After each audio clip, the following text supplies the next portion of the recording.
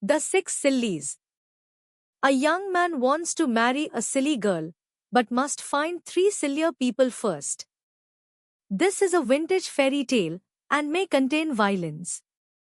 We would encourage parents to read beforehand if your child is sensitive to such themes.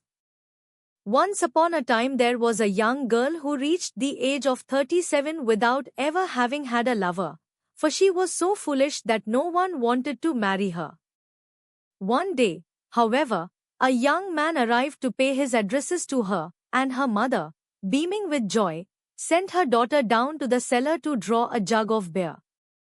As the girl never came back, the mother went down to see what had become of her, and found her sitting on the stairs, her head in her hands, while by her side the beer was running all over the floor, as she had forgotten to close the tap. "What are you doing there?" asked the mother. "I was thinking what I shall call my first child after I am married to that young man. All the names in the calendar are taken already." The mother sat down on the staircase beside her daughter and said, "I will think about it with you, my dear." The father, who had stayed upstairs with the young man, was surprised that neither his wife nor his daughter came back, and in his turn went down to look for them. He found them both sitting on the stairs, while beside them the beer was running all over the ground from the tap, which was wide open. "What are you doing there?"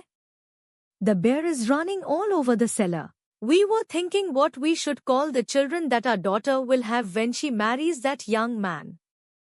All the names in the calendar are taken already." "Well," said the father, "I will think about it with you." As neither mother nor daughter nor father came upstairs again, the lover grew impatient, and went down into the cellar to see what they could all be doing. He found them all three sitting on the stairs, while beside them the beer was running all over the ground from the tap, which was wide open.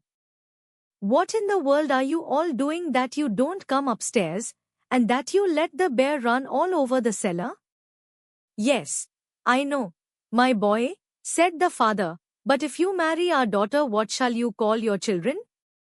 "All the names in the calendar are taken."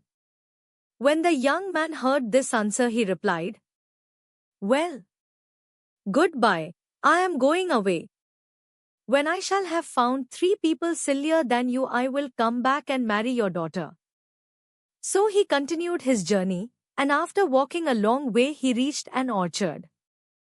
Then he saw some people knocking down walnuts, and trying to throw them into a cart with a fork. "What are you doing there?" he asked.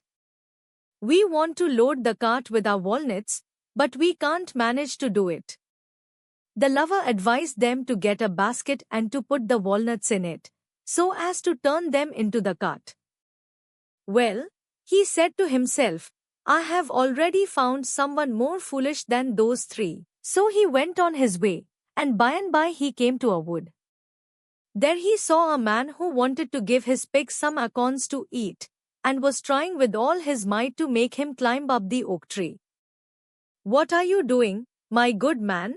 asked he. "I want to make my pig eat some acorns, and I can't get him to go up the tree.